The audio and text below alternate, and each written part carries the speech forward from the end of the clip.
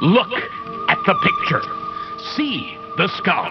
Visible Frankenstein controls. The Brain Thoughts broadcasting radio. The Frankenstein earphone radio. The latest new skull reforming to contain all Frankenstein controls.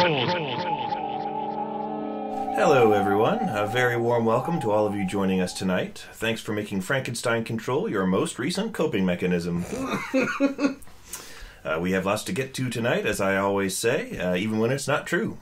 I also always say tonight in reference to the current time, which may or may not be true for you. Too bad. Oh. We are heading into the Thanksgiving season, at a time when many families, much like our country, may be facing their greatest level of division and bitterness in generations.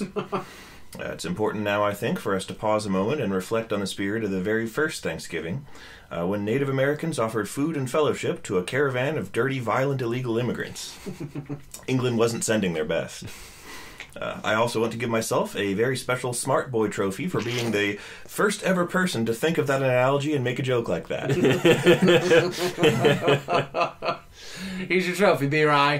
Thank you, I deserve this. Here it is! Anyhow, it's common knowledge that everything went swimmingly for the Pilgrims and the Indians until two of them reached for the last of the dark meat at the same time. John Smith, famous explorer and diplomat, deftly settled the matter by teaching the Native Americans about the game rock, paper, smallpox, paving the way for centuries of harmonious collaboration and peaceful cohabitation that lasts to this day, according to Texas history books. I guess what I'm saying is, give your relatives smallpox. Something to think about. Fueling most of the aforementioned divisiveness, of course, is the news. Democrats retook the House in our midterm elections last week, as well as making other gains down ballot throughout the country. A fuming President Trump insinuated that some of those Democratic wins were less than legitimate, calling the entire affair the most shameful display I've seen since I caught my son Eric Naruto running in the hallway by the Lincoln bedroom while Don Jr. wore his tie like a headband and threw kunai at him, which I later saw were plastic cafeteria table knives he'd colored black with a Sharpie.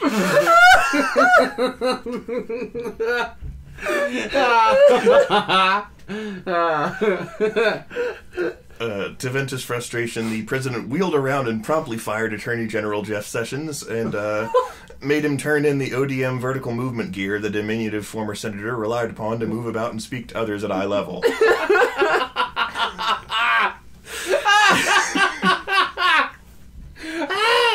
Sessions once used this gear in an attempt to kill the gargantuan Jim Comey, but he wasn't able to strike at the nape of the neck.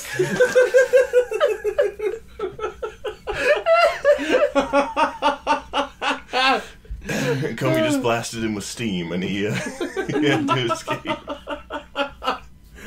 Oh, it's good. In an electoral contest that is still ongoing as of this recording, former Florida Governor Rick Scott faces off with Senator Bill Nelson for the latter's Senate seat. Per Florida law, their election has run long into overtime as recounts and accusations of voter fraud have greatly shaken up the normal order of business. Now, I could read off more boring details and political procedure here, but I think instead I'd just like to list a bunch of facts about Rick Scott that I learned today while researching this whole thing. Oh. By the way, this is what Rick Scott looks like. Oh my god! Oh, jeez, he looks like the crypt keeper who found some football leather and just draped it on his face and said, "I'm ready for date night!" He absolutely looks like a vampire's disguise. Yes. He does! He looks like Nosferatu's, like, CPA cousin, Ted. Ted Ferratu. Anyhow, these are some things I learned about Rick Scott today while researching this story, because I wanted to learn more about the issues. How can I mock them if I don't know? Mm-hmm. Number one, as he leaves office, Rick Scott has had the Florida governor's mansion facade heavily remodeled so as to resemble a giant version of his own grimacing head. In the early days of his candidacy, many wondered why Scott's family and supporters were often appearing at his rallies wearing T-shirts with skulls printed on them, until everyone realized they were actually displaying his portrait. Rick Scott hates Halloween and won't go into a party city, as employees always think he's trying to wear one of the masks out without paying for it. Google searches for Rick Scott mysteriously spiked in frequency in the month following Undertale's release in 2015.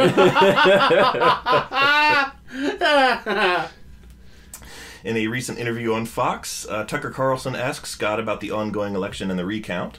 Tucker had to ask Governor Scott to speak more clearly as the constant xylophone music which accompanies him everywhere was making it difficult to hear his response.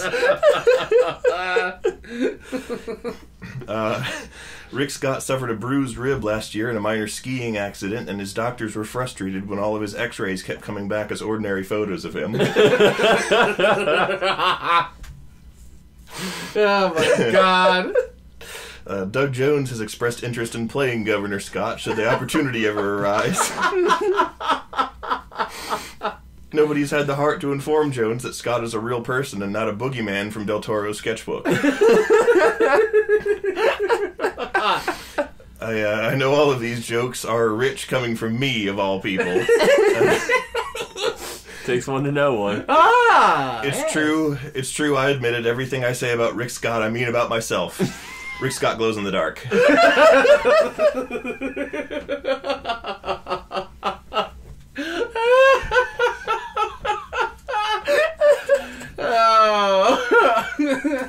Lastly, world's richest billionaire Jeff Bezos has announced that Crystal City in Northern Virginia will be home to one of Amazon's new bases of operations. Oh. Bezos states that he chose Northern Virginia after much speculation and deliberation because of the region's small population, light traffic, low cost of living, and the lack of grinding, soul-crushing employment opportunities.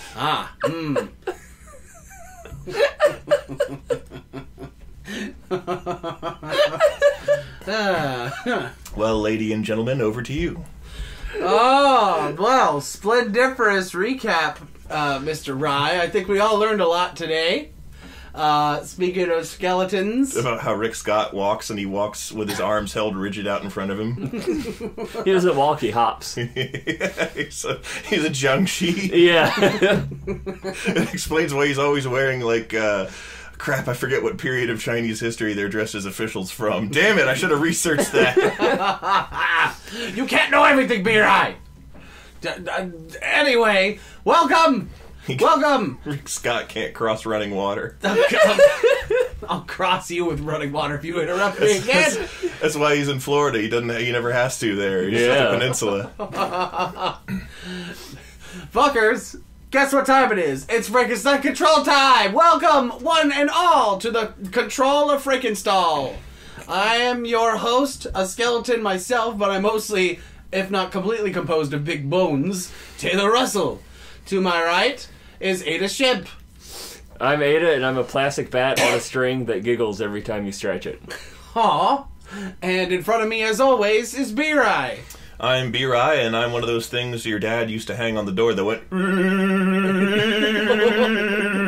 Whoa! That's good. I think you are. I had a Burger King kids meal toy that did that. It was like this little purple stuffed bat, and I had it for years. It was a impact one, so like you would hit it and it would do the battery started running low. Oh no. So one night I hit it and it goes for like an hour. Like I had to put it in a different room because I couldn't concentrate with just happening behind me. That actually reminds me quite a lot of a Burger King memorabilia that I had. Have I ever talked about it on the show? Which? The infamous Burger Watch?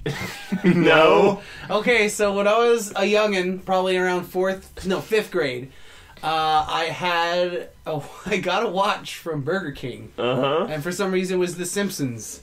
And they were watches that when you push a button on the watch, it'll say a voice clip. I remember that. Of the character whom is on the watch, and I happen to have the Homer watch. I remember the one we had the whole family in the car, and it would go, "Are we there yet? No. Are we there yet? No." And that was it. Oh.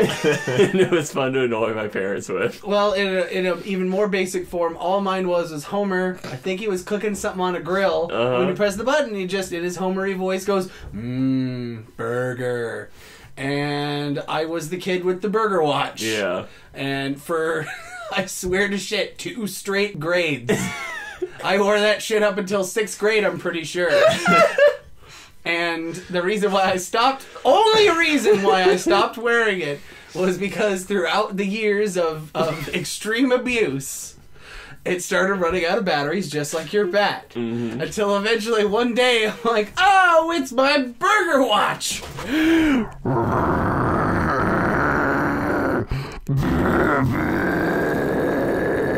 For like an hour. And it became a demon. It summoned a Beelzebub every time I used it, and it got real inconvenient. So eventually I had to put it down. Oh. But I had to shoot it behind the woodshed. Because I was a youngin' and I couldn't be arsed to figure out how to change a watch battery. I remember another kid's meal watch. And this is gonna sound really dumb, and I don't know why I thought this or why it was true. But apparently the watch had liquid gum in it. Wait, Like, what? Like in the part is like within the mechanisms of it, like where the hands turn. Like you have a little piece of glass over it, so you can't just touch the hands. There was liquid in it, and it was pink, and I assumed it was gum.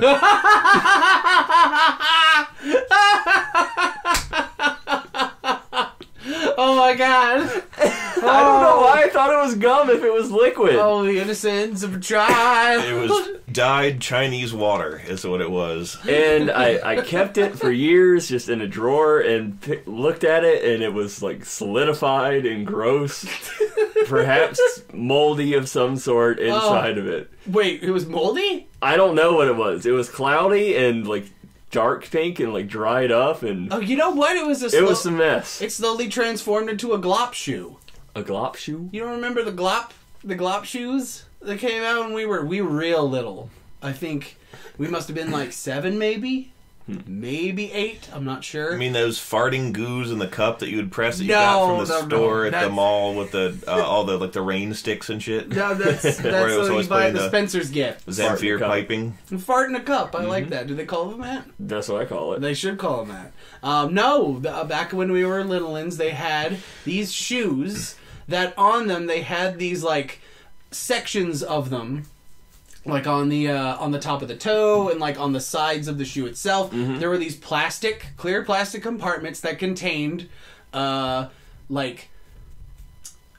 oily... Oh, you mean the stuff that you would touch it and it would make the ripples and look all iridescent and cool? Yes. I loved it. I had a pair of those. I loved them. They were my favorite shoes. Yeah, I bugged the shit out of my parents to get me a pair of them. Sorry, Mom and Dad. Is that what they were called? Glop shoes? They were called glop shoes. I shitteth thee not. I never knew what and if they were aren't, called. I'm Googling it right now just so I can fact check, because I could have just made that shit up because I'm no stranger to that. It was the same era that gave us the light up shoes, and it was a great time for shoes when you were a kid in the 90s. I'm Googling it and not one result is coming up. But are you sure it's not like Goop shoes or something? It might be Goop shoes. I might be fucking it up. I'm looking this up. Y'all talk. I want to revisit those fart in a cup things. Because when I was about 7 or 8, I went to a friend's birthday sleepover party. This friend in particular was very fond of flatulent humor, so Dad and I had already discovered that stuff on one of our trips to the mall, and we loved our own, so we got him one. And a kid, it was the life of the party for about 15 minutes, and then I always wore this baseball cap when I was a kid. Like everywhere, there's like purple Lakers baseball cap. My mom. Were you a fan of those? Ah, here they are! Ooh!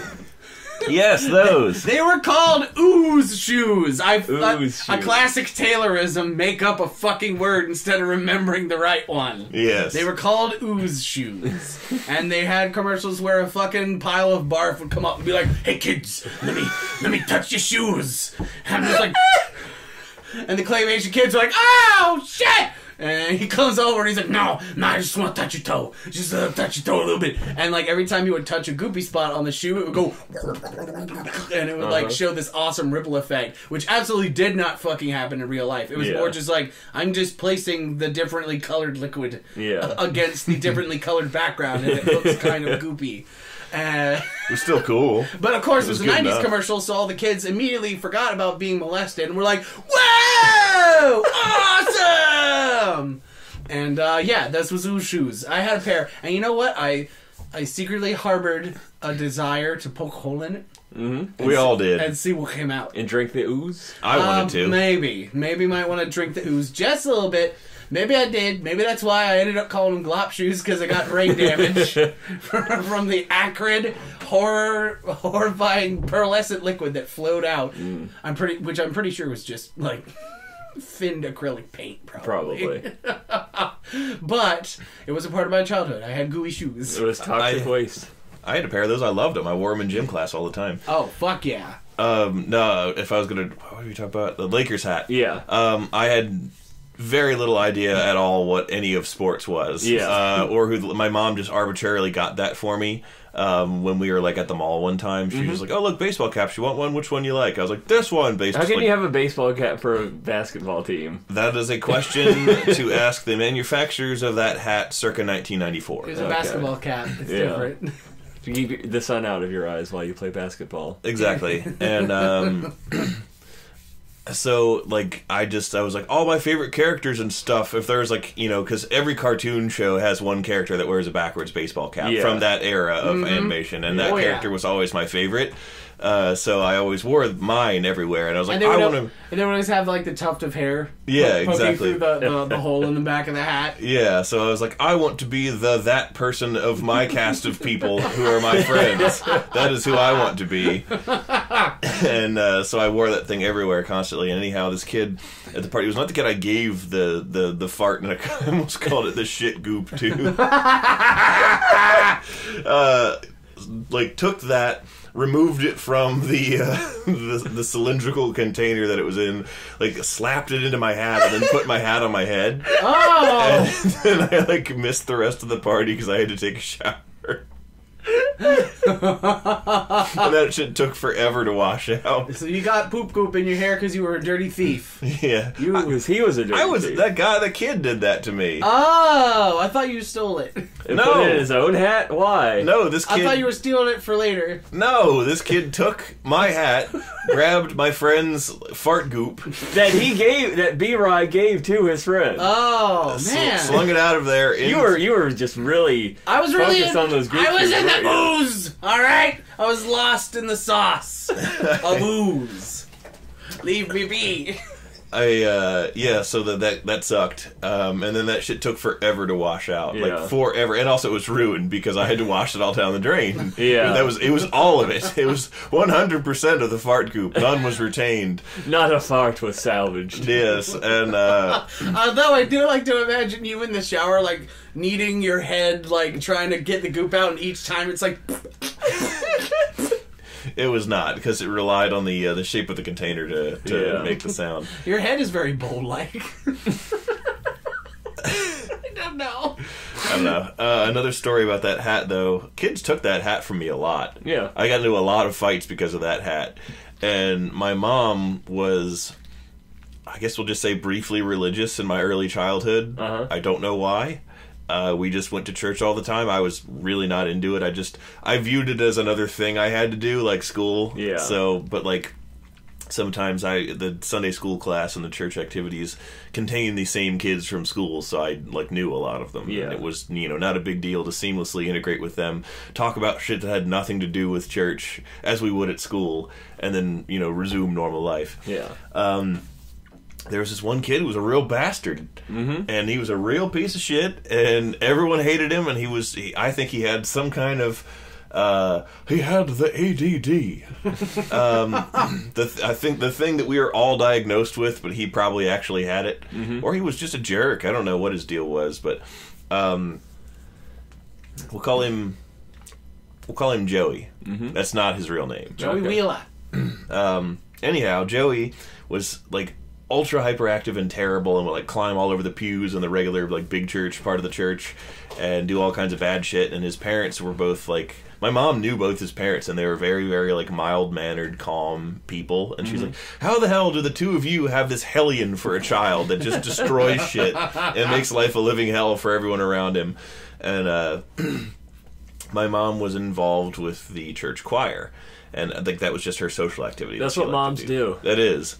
And so she would do practice like on weeknights, and because it wasn't like an actual church time, like we had daycare at the church for the kids of people involved in church activities, but it was just like a hangout sesh, like completely unrelated to anything religious. So it wasn't bad time church time. No, it wasn't. Okay. It was boring time, want to go home church time. Yeah.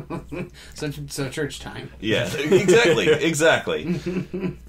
So anyway, this kid, I would always be like, oh god, I gotta contend with this bastard for like the hour that I'm confined with him while mom does her thing, if he was there when I walked in. Yeah. And one night he went off worse than normal, and there was like in-room bathrooms in all the rooms we hung out in, and this kid grabbed my hat, Joey grabbed my hat, and he ran in there. And like I was fucking livid because I was like, I'll like joke around and like shrug off the more annoying shit you do. Don't fucking touch my hat, you sack of garbage. Yeah. Do not fucking touch my hat. And give me back my hat. And he dropped it in the toilet. Oh my god! Was about to flush when I looked down. I was looking desperately for a weapon, and I saw there was a teddy bear that had like a knife. No. A gun. No. I picked this teddy bear up, and it was one of the ones that had like clothes on, so it had like hard plastic shoes on its feet, and I threw it at him as hard as I could, and it just so happened in the rotation that the shoes like did a double like dragon kick right to his face. Oh, it didn't just so happen. You planned that. Yeah. Your ultra instinct kicked in. And you fucking nailed it. Friggin' Fist of the North Bear. Yeah. Oh no! Sorry, the mic got kicked.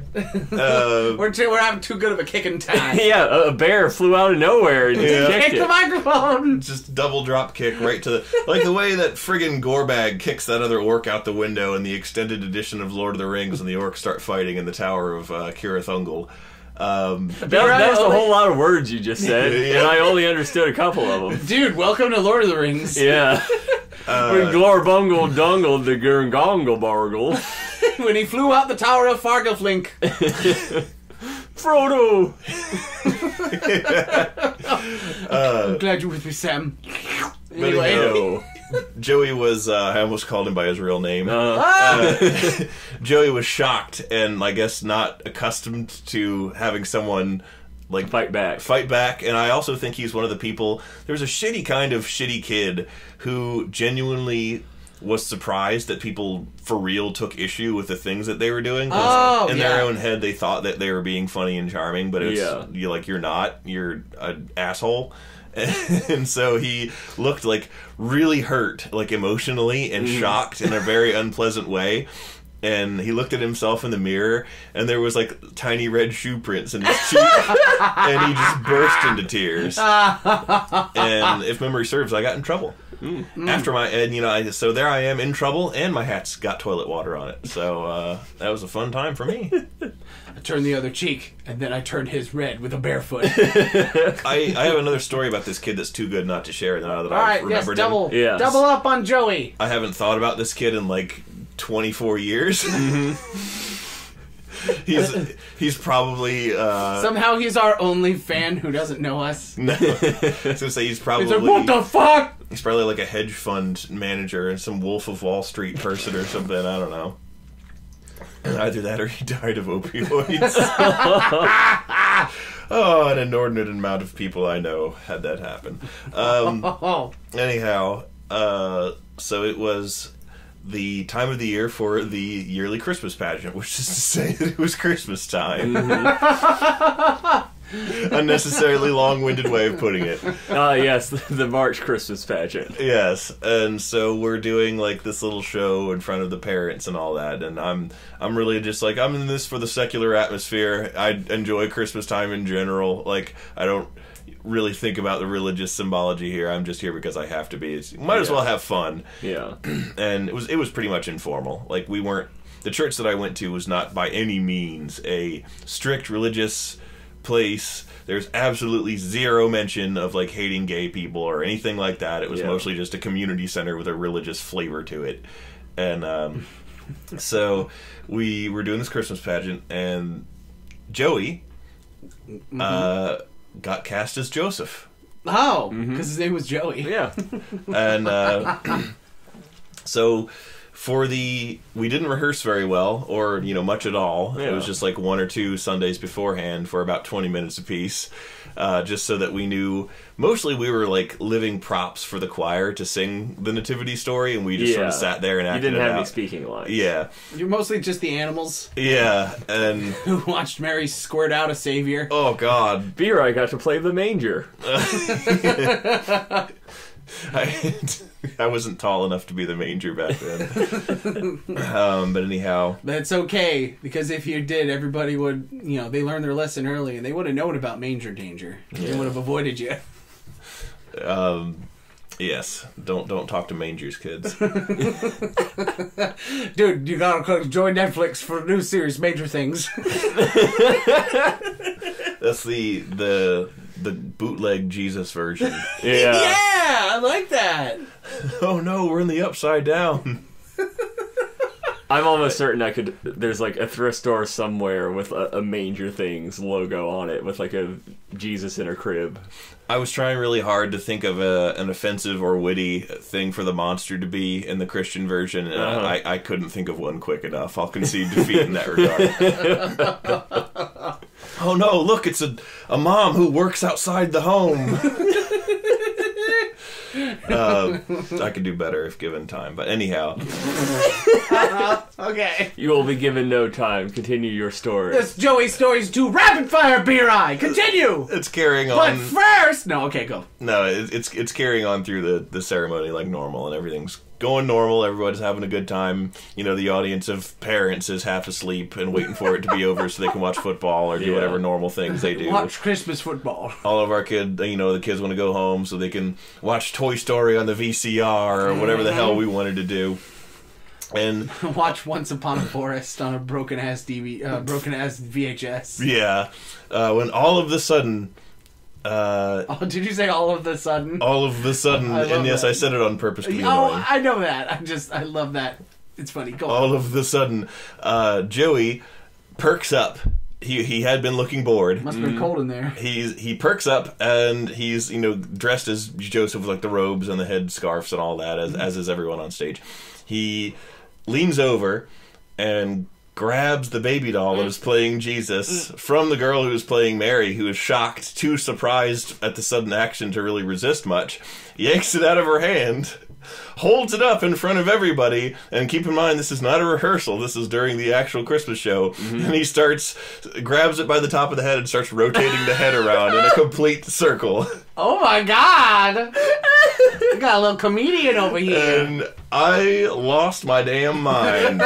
Because it didn't involve any of your belongings going into a waste receptacle. And like, I could not contain myself because, as you said, he wasn't hurting me. This time I was actually being entertained by his antics. Hijinks! That was funny as shit. And I lost it hardcore. And I think I might have gotten in trouble for laughing so hard. And he doesn't get in trouble at all. I think there was a lost cause. He didn't respond to being in trouble. Yeah. Like, it had no effect on him. He had some bizarre armor that I always craved. He had some sort of armor. He had plot armor of Satan. Plot armor. He's the main character of this story, and if he gets in trouble, then it's going to ruin the flow of everything. It's a game over. We had to reload the saves. That's how many times. Yeah. He wasn't successfully able to execute the Jesus snatch. Yeah. And, Jesus snatching tots. Yeah, he was save scumming the whole time. Yeah. Trying to get the best possible outcome. He had to make it so the bodies landed right. Be right. It's not necessarily always about the bodies landing right. It's about a realistic run through where I feel like a real, I didn't get hit by something that would have killed me. Yeah. And, you're talking about how you play video games, B-Right, just so that the audience in on the joke. Speaking of video B-Right games, plays video games in a hilariously obsessive compulsive, hyper-realistic, not even hyper-realistic, just an obsessive dedication to my own code of how it has to go down. The room in any given video game is your palette, and the bodies are your paint. Yes. Ew. It is. Speaking of, Red Dead Redemption 2 is fantastic. Tell me about these yeehaw cowboys! He, by which I mean Arthur Morgan, the protagonist, is, he's an outlaw. He is a rootin' tootin' sort, and you can ride around and do Western things and shoot people with guns. Which you can also do in real life in certain states. Although you will mostly get in trouble. Depends. Depends on the people. Yes. And also if you're white or black. Oh, fuck! Social commentary! That is also true. But it's fun. I'm really having a great time with it. Maybe we'll talk a little bit more in our next episode because we're almost out of time. But we are. We'll do a feature-length Red Dead Morty. What's wrong with you? Good night, everybody. Leave that in. I'm gonna replay that. Red Dead. Yeah, replay that like 5 times. Go for it. I don't care anymore. I'm tired. Red Dead. Red Dead. Red Dead. Red Dead. Now even you know I am a menace. I hand you the secrets to save the entire human race and the entire universe.